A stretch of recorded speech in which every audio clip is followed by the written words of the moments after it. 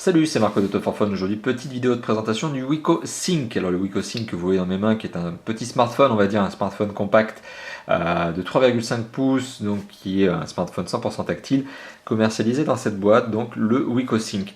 Alors, il faut savoir que Wiko, donc c'est une marque française, je me permets de le préciser parce qu'elle est encore pas très connue en France, donc c'est une marque française basée à Marseille, créée par trois amis cofondateurs et qui ont donc lancé cette marque qui se sert d'un partenaire technologique chinois qui conçoit et produit les téléphones tout simplement en Chine, dans un centre de production chinois et d'ingénierie chinois. Et donc Wiko en fait importe ces mobiles, retravaillés, rebrandés, spécialement étudiés pour le marché européen, notamment français, plus précisément pour le marché français, parce que là on ne cible avec ce téléphone que le marché français. Et donc le Wiko Sync, en fait, comme tous les téléphones de Wiko, présente la particularité d'être un double SIM. C'est-à-dire que la totalité des téléphones de Wiko sont capables de gérer deux lignes téléphoniques mobiles en simultané, puisque vous pouvez tout simplement placer deux cartes SIM en même temps dans le téléphone. Il y a deux emplacements. Alors par contre, bien évidemment, vous pouvez aussi l'utiliser en simple SIM, c'est-à-dire que vous ne pouvez aussi simplement que mettre une seule SIM et éviter de gérer deux lignes téléphoniques en même temps. C'est à vous de voir. Finalement, c'est à votre bon vouloir, finalement, soit de mettre une seule SIM, soit de mettre deux SIM. Enfin, quoi qu'il en soit, vous avez la possibilité sur tous les téléphones de Wiko. Alors aujourd'hui, on va s'attarder sur le Wiko Sync, tout simplement. Alors qui, contrairement à ce que son nom pourrait laisser penser, n'a rien à voir, si ce n'est un processeur graphique elle-même, avec le Wiko Sync Slim que je vous ai présenté il y a quelques semaines, qui est une version un petit peu plus sympathique, avec un plus grand écran, enfin, etc.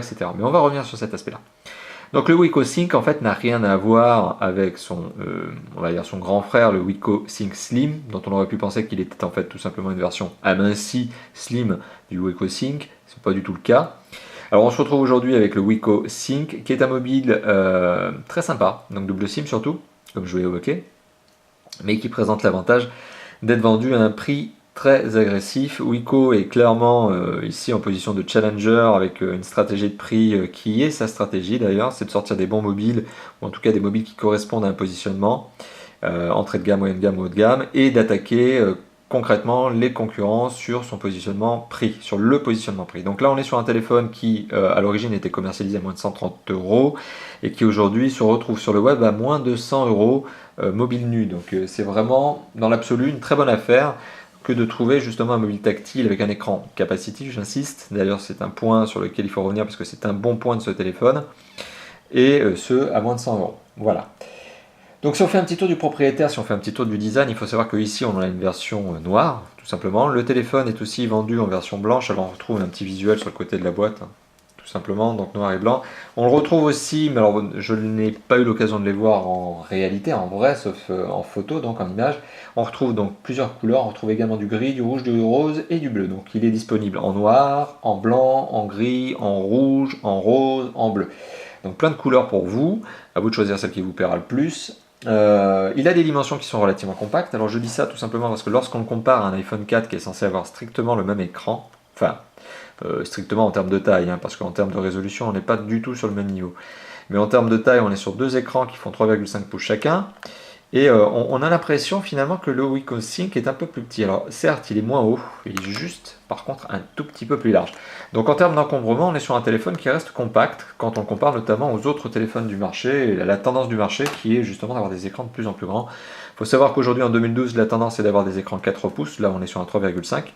Et la tendance de l'année 2013 sera clairement d'avoir des 4,5 voire 5 pouces. Donc on est clairement sur une accélération en fait du marché qui tend vers des écrans de plus en plus grands. Enfin bon, voilà en tout cas la tendance marché. Et là on est sur un écran 3,5 pouces qui en termes de taille donc ne démérite pas par rapport à un écran d'iPhone 4, mais qui peine un petit peu en termes de résolution. Alors je dis qu'il peine un tout petit peu en termes de résolution parce que tout simplement l'écran qui est un 3,5 pouces est un TFT de 162 000 couleurs et qu'il a une résolution HVGA, donc de 480 pixels par 320 pixels. C'est là où finalement on sent que l'image est un petit peu moins nette, surtout lorsque l'on la compare avec un iPhone 4 ou n'importe quel écran, on va dire HD. Là, on est sur un écran qui a une résolution un petit peu moindre. Bon, c'est bien évidemment lié aussi à la compression des coûts de production. Si on veut un coût de vente, un prix final client bas, et bien forcément on veut tirer les coûts de production vers le bas. C'est ce qu'a fait Wiko. On ne peut pas tout avoir, mais on a un écran qui rend pas trop mal et qui surtout est un capacitif qui gère bien le tactile, qui comprend bien mes informations en tout cas. Là-dessus, il n'y a pas de souci. Donc un écran de 3,5 pouces. Le tout donc dans un châssis qui, on va le voir, est plutôt sobre. Voilà, on est sur un téléphone qui n'a pas une esthétique hyper originale, mais au moins ça a le mérite d'être plutôt passe-partout. Et quand on est sur une marque qui s'appelle Wiko, donc qui n'est pas hyper connue, on n'a pas forcément d'avoir un mobile qui fait bling bling. Donc on est sur un téléphone voilà, plutôt sobre. Alors on est sur un téléphone qui a des dimensions d'ailleurs plutôt raisonnables, comme je vous l'évoquais en le confrontant avec un iPhone 4. On est sur un téléphone qui fait 11,4 cm de haut, qui fait 6,1 cm de large, et qui fait 1,3 cm d'épaisseur. Donc il est juste un petit peu plus épais qu'un iPhone 4. Bon, c'est pas non plus une catastrophe, l'iPhone 4 fait un tout petit peu moins d'un centimètre. Donc on n'est pas sur un ultra fin, mais on est sur un téléphone voilà, qui tient très très bien en main et qui est compact, et qui, lorsqu'on le compare justement à cette nouvelle tendance marché qui est d'avoir des écrans de plus en plus grands, et bien finalement on est plutôt content d'avoir ce genre de téléphone qui est raisonnable, on va dire, qui tient bien en main.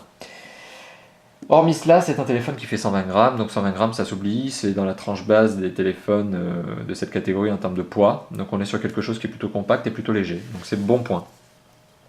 Donc maintenant si on fait un petit tour du propriétaire, si on regarde un petit peu le téléphone, alors on remarquera qu'en dessous de l'écran on retrouve tout simplement des touches qui sont des touches sensitives rétro-éclairées.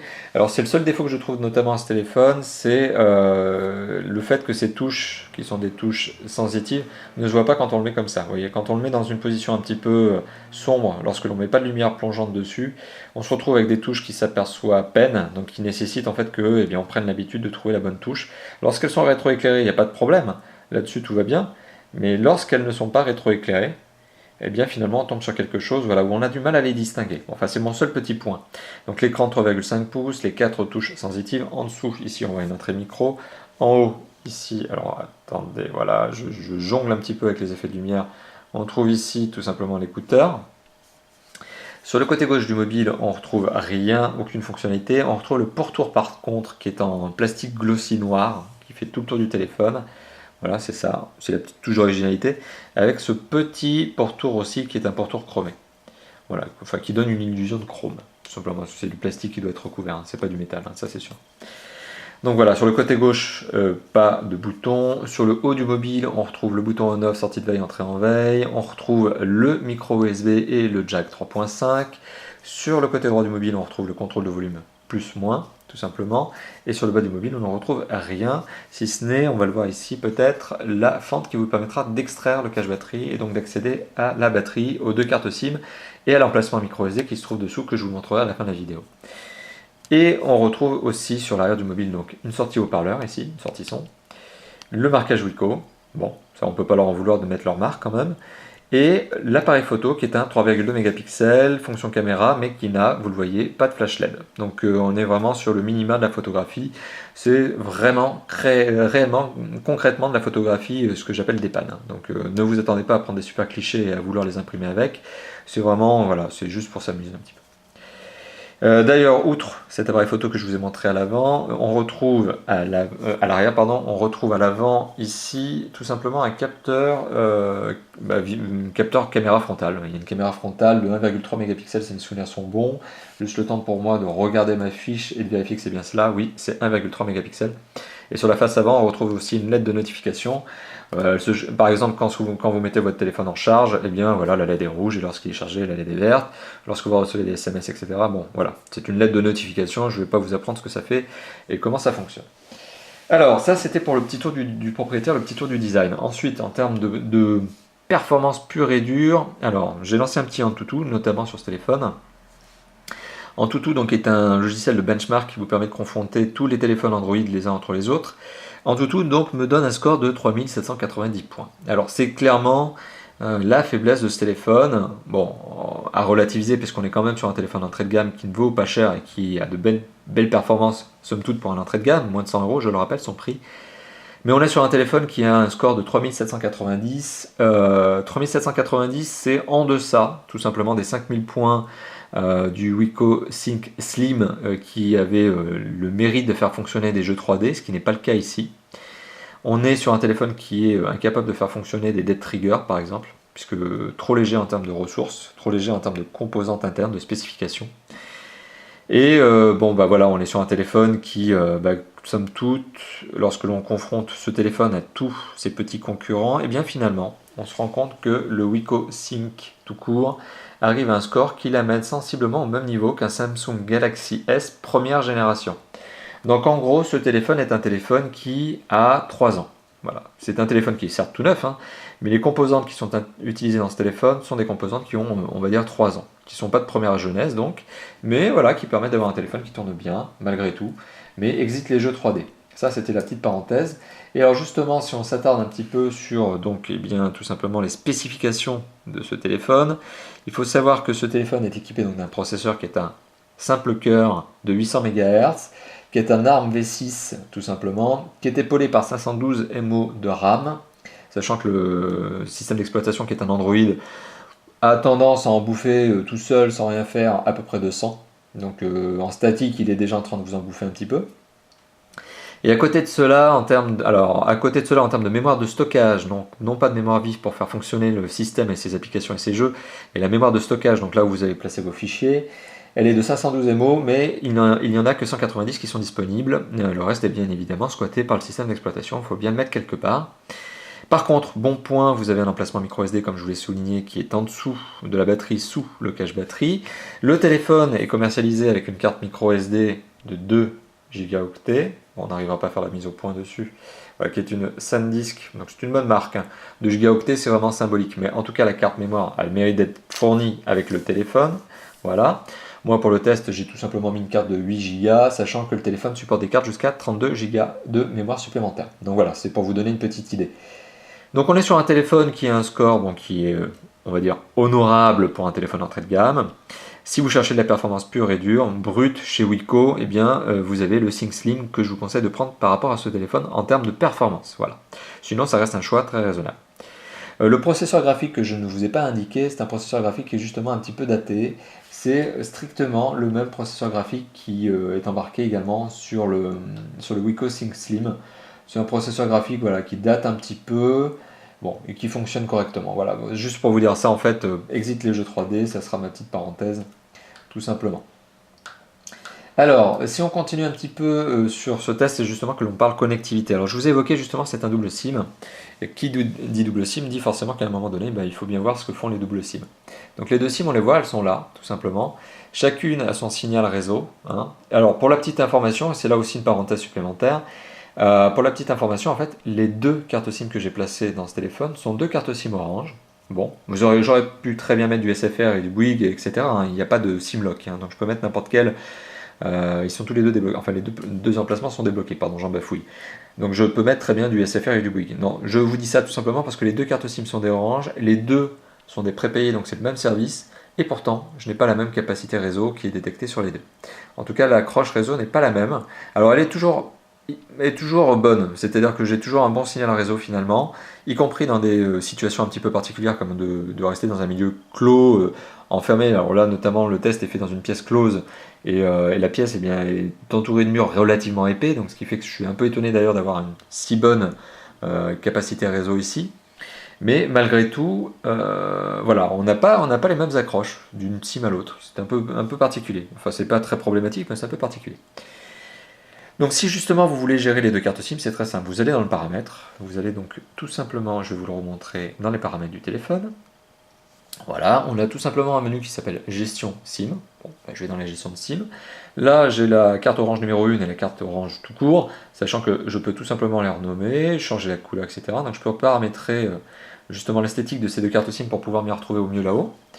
Et puis, je peux décider, par exemple, lorsque j'émets un appel, que ce soit toujours la carte SIM numéro 1 ou 2 qui émet l'appel, ou qu'à chaque fois on me demande.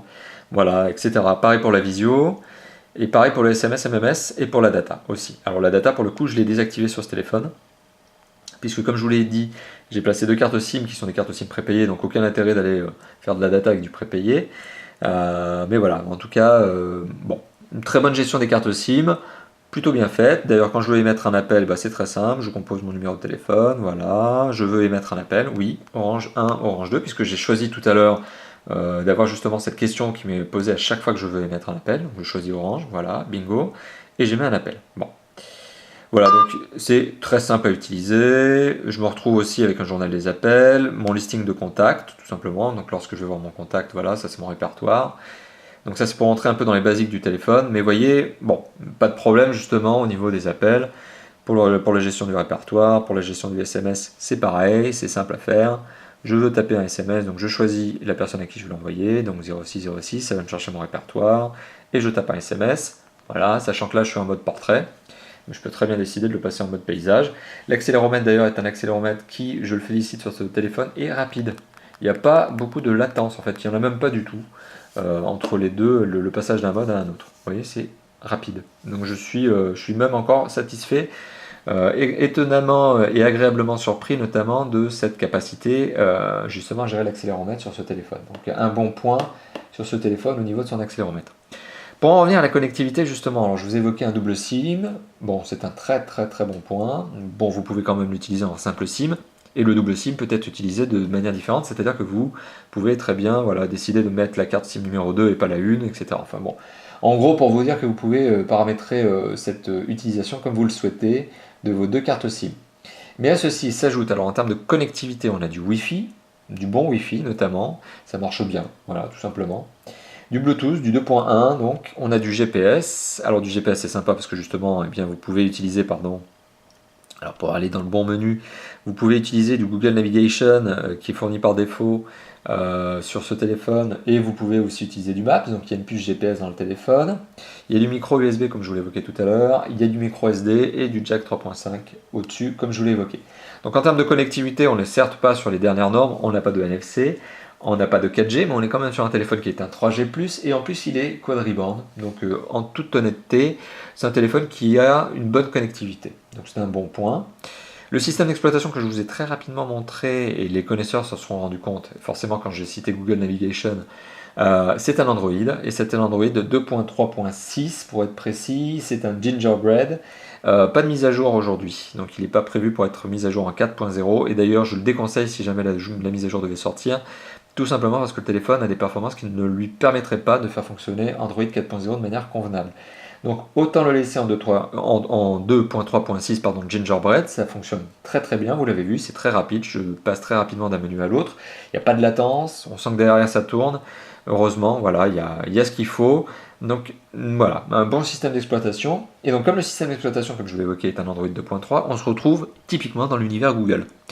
Alors on se retrouve dans l'univers Google avec un certain nombre d'applications installées par défaut, donc du recherche Google, du YouTube, du Latitude, du Talk, j'allais dire du Talk, j'allais dire du Talk, bon, n'importe quoi, du Talk, du Navigation et du Maps. Bon voilà, on est vraiment dans l'univers Google.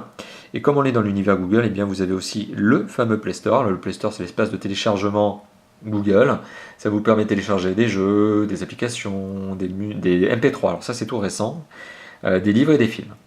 Donc voilà, vous avez un certain nombre de téléchargements possibles, sachant qu'ils sont soit gratuits, il y a des jeux gratuits, des applications gratuites, soit payants.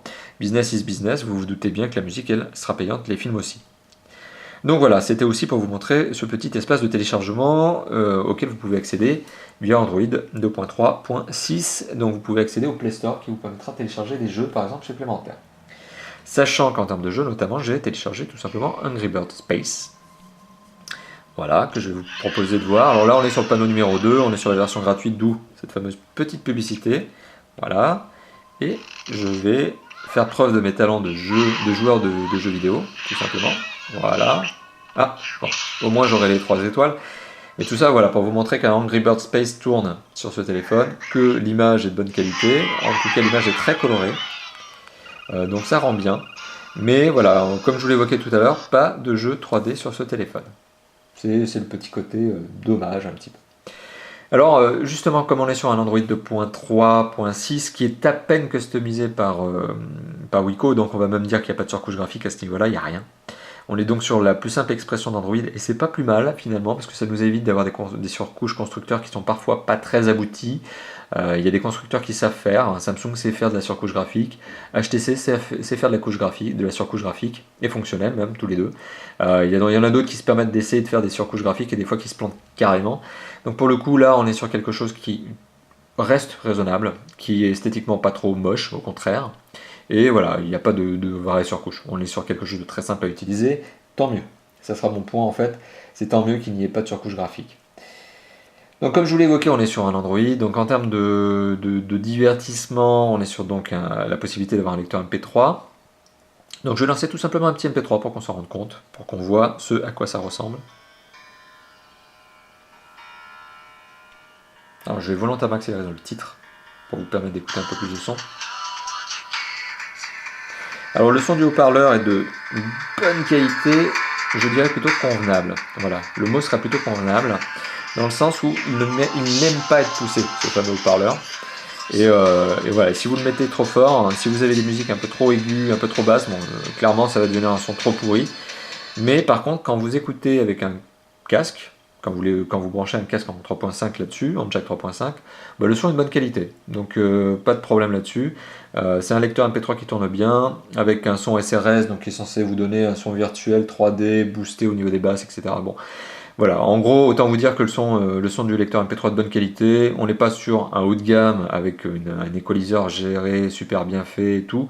On est sur quelque chose qui gère bien le son, et donc en termes de lecteur MP3, eh bien, c'est tout à fait fonctionnel. On a aussi une visionneuse de photos, vidéo, voilà, tout simplement.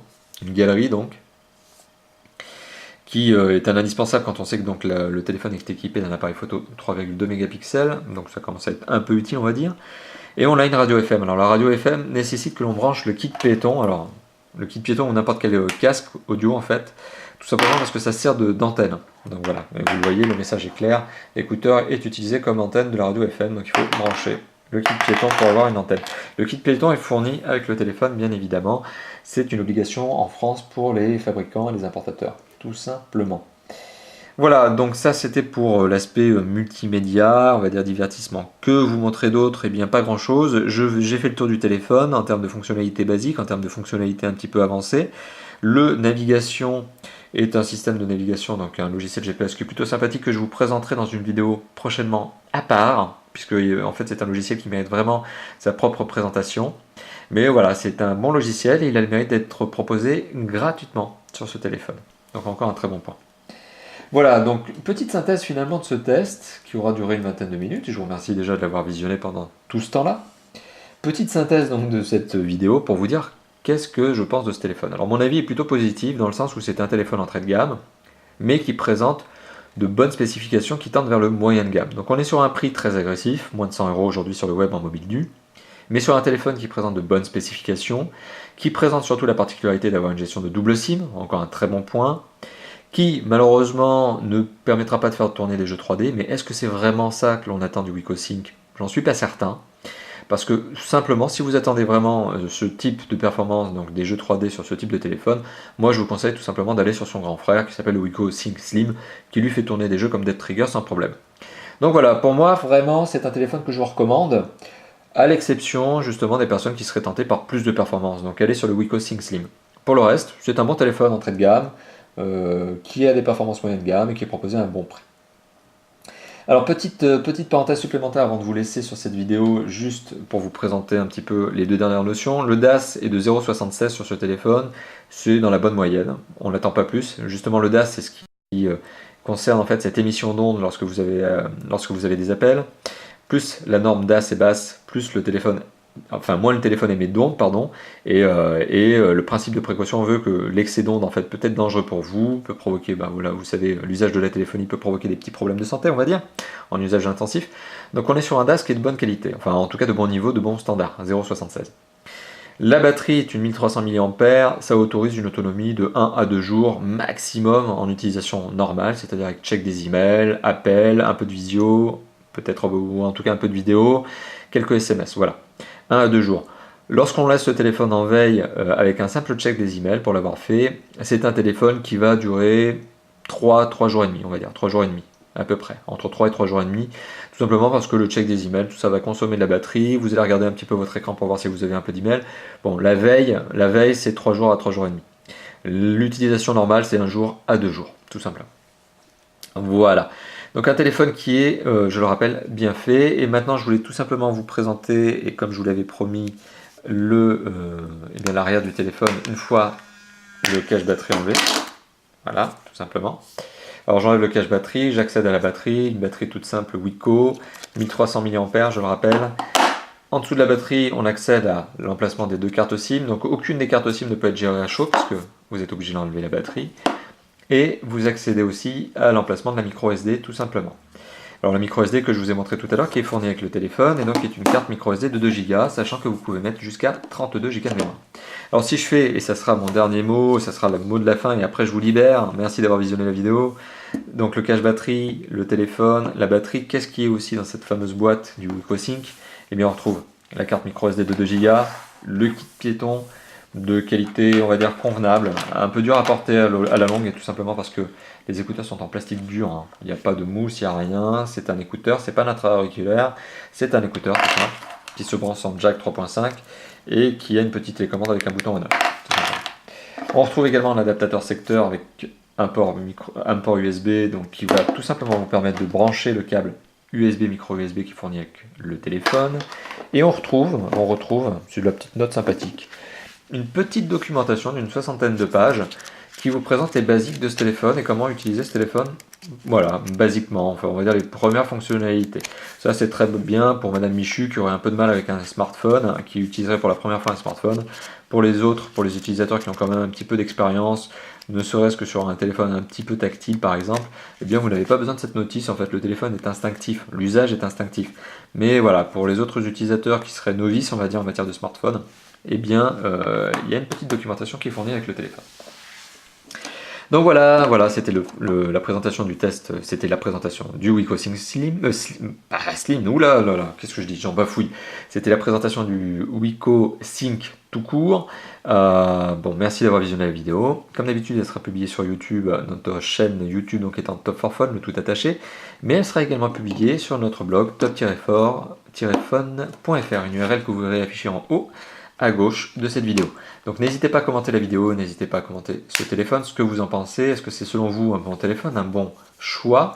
Voilà, tout simplement, et n'hésitez pas également à commenter ma manière de vous présenter le téléphone, ce que vous pensez aussi de notre site et de notre chaîne YouTube.